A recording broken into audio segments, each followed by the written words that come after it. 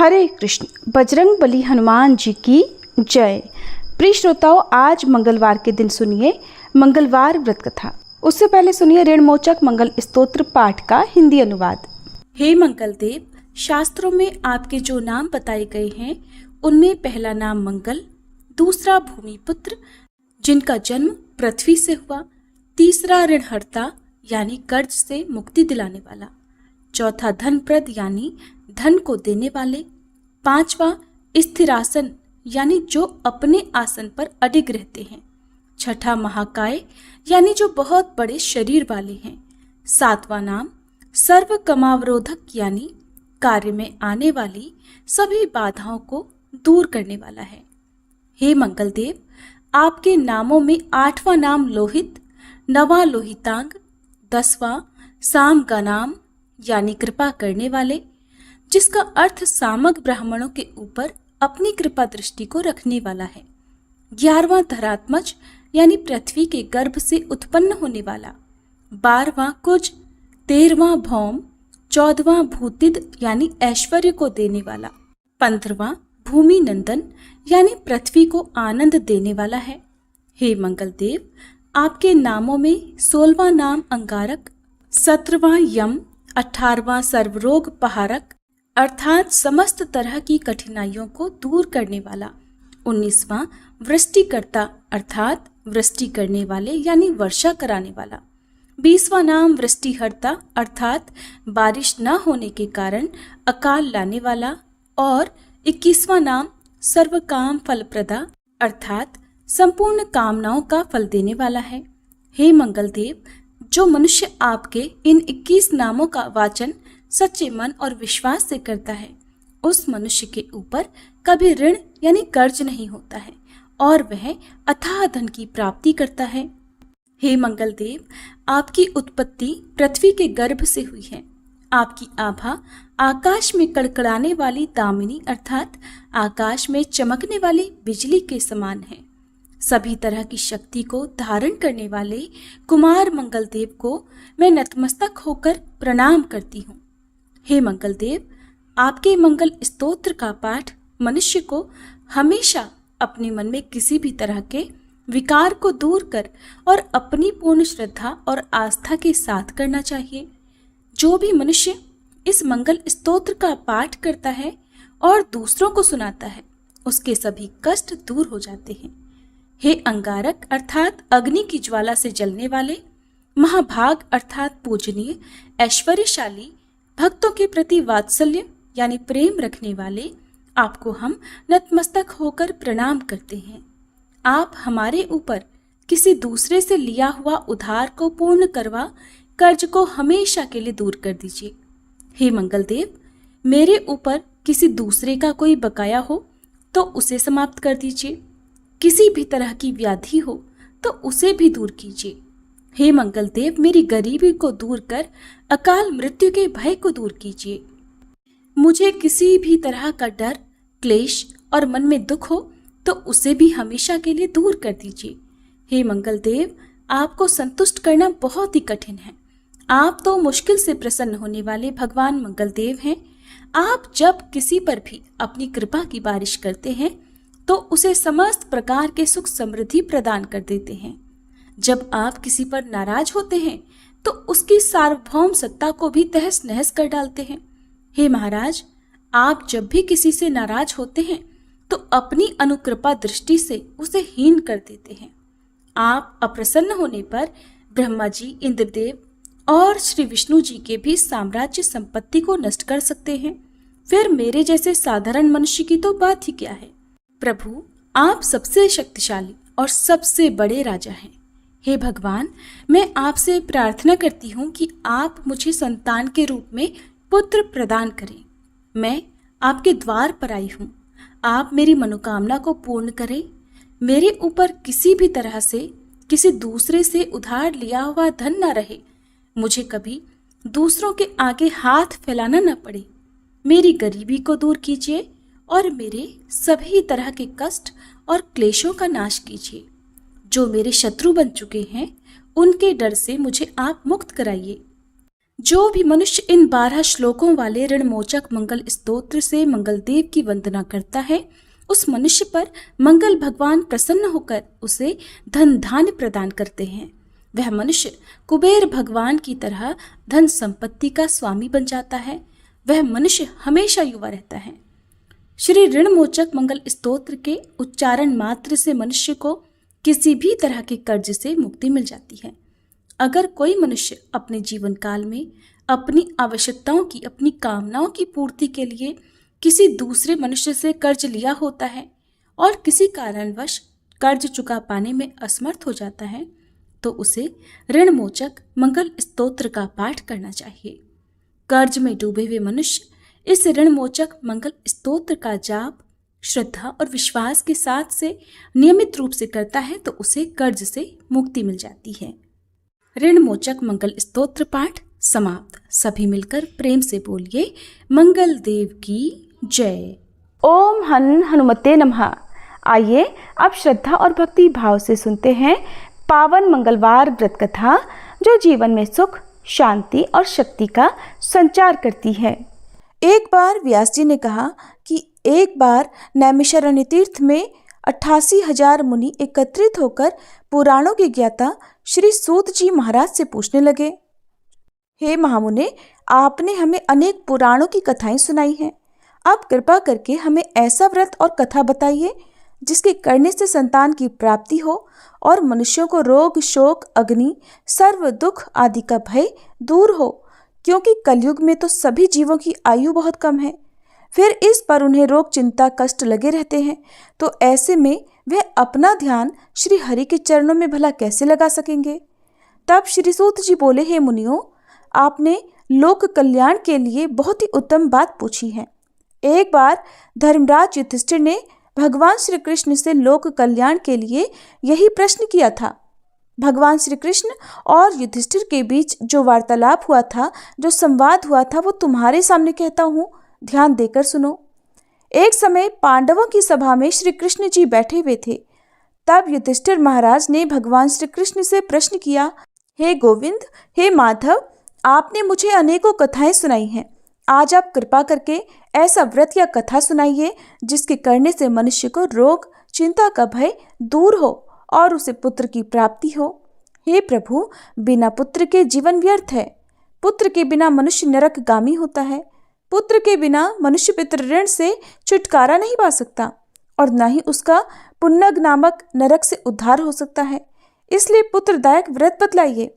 तब भगवान श्री कृष्ण इस प्रकार बोले, हे राजन, मैं एक प्राचीन इतिहास सुनाता हूँ, आप उसे ध्यानपूर्वक सुनो।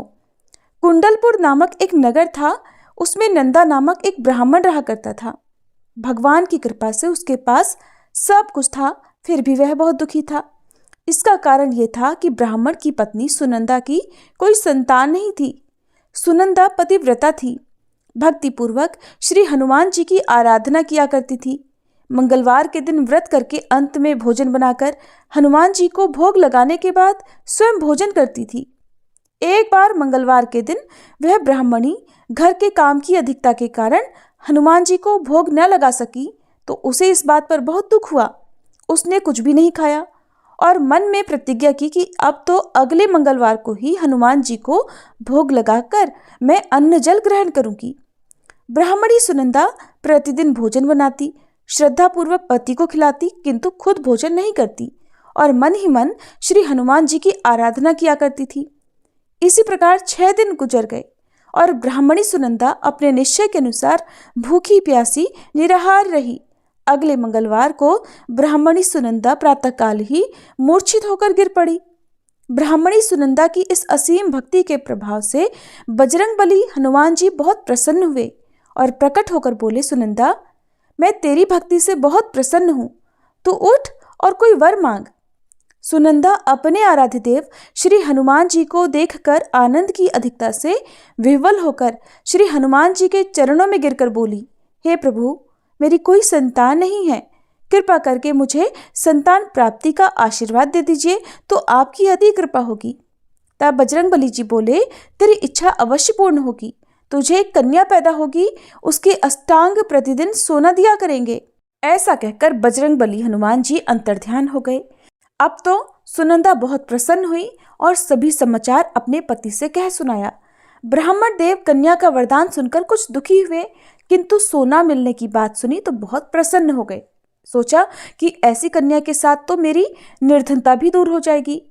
अब बजरंगबली जी की कृपा से वह ब्राह्मणी जल्दी ही गर्भवती हुई और 10वें महीने में उसे बहुत ही सुंदर पुत्री प्राप्त हुई।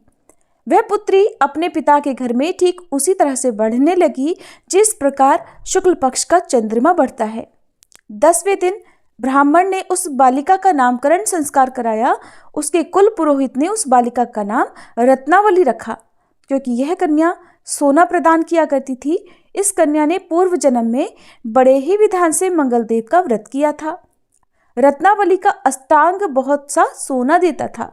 उस सोने से नंदा ब्राह्मण बहुत जल्दी धनवान हो गया।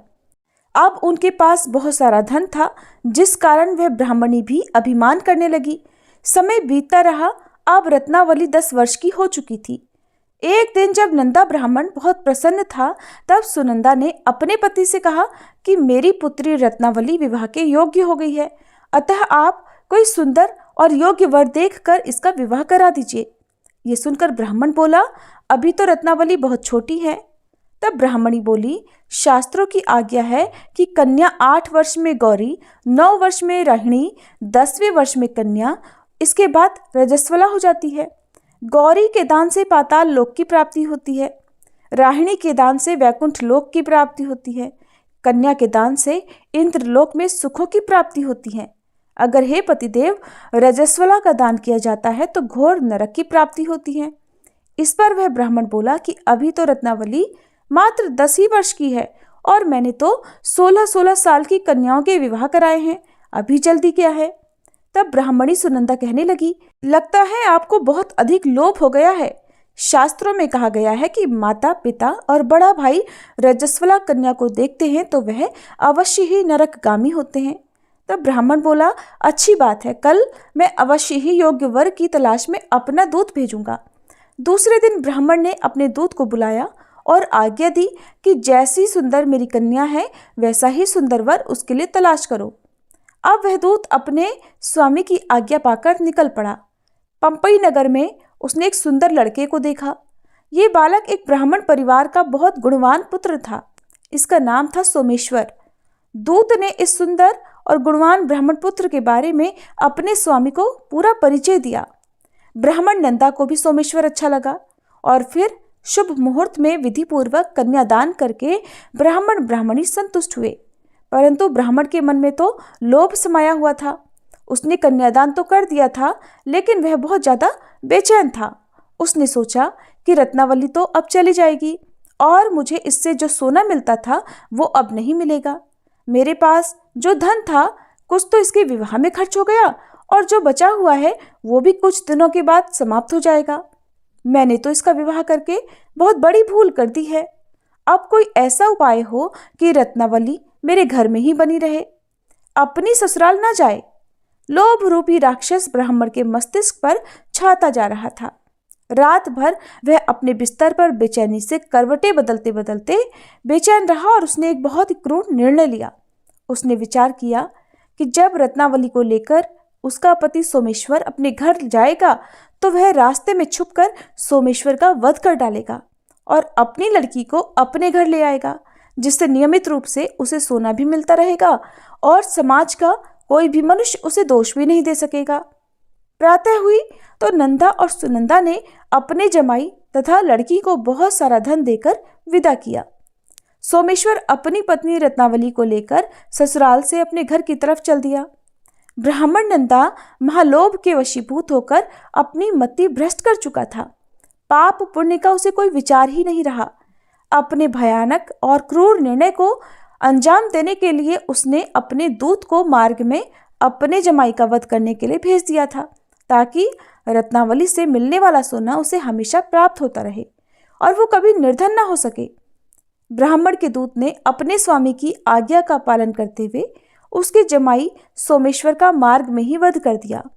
समाचार मिलने पर ब्राह्मण नंदा मार्ग में पहुंचा और रोती हुई अपनी पुत्री रत्नावली से बोला, हे पुत्री, मार्ग में लुटेरों ने तेरे पति का वध कर दिया है।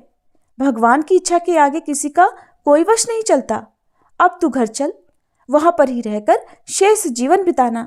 जो भाग्य में लिखा है वही होगा।